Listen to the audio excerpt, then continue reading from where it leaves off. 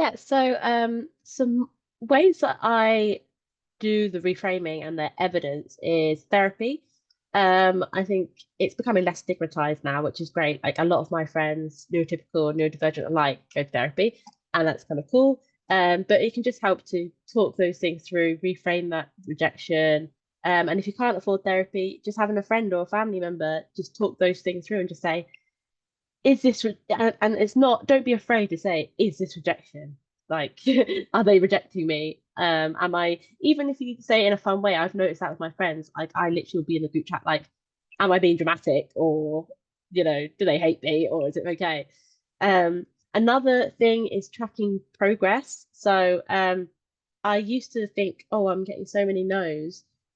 So I now have like a list of all of the auditions I do, and I write whether it's a recall or a no or a yes. And I might get 10 no's in a row and then a yes, but then I do 8 no's in a row and a yes. And I think, oh, okay, so I'm actually getting less no's. And looking back at that progress and seeing the statistics, that's actually, especially, well, I'm diagnosed ADHD, but um, a soft self-diagnosed autistic. But for me, seeing that um, the actual evidence and the document and saying, okay, this is how many no's I've got, that really helps me to be like, okay, there's hope for that rejection. And finally, something that I learned on a course, I did a conference with loads of creatives, is a rejection jar. And you simply get a jar, and any single rejection you get, whether it's perceived or real, you put in £1 into the jar.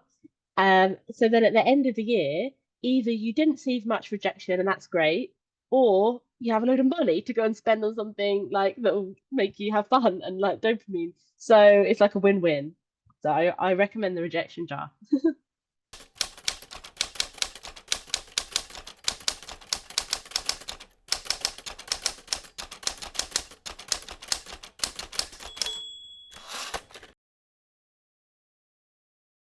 Because of those kind of things that I've talked about within my work, I'm kind of used to the rejection now, and it doesn't hurt as much as it used to.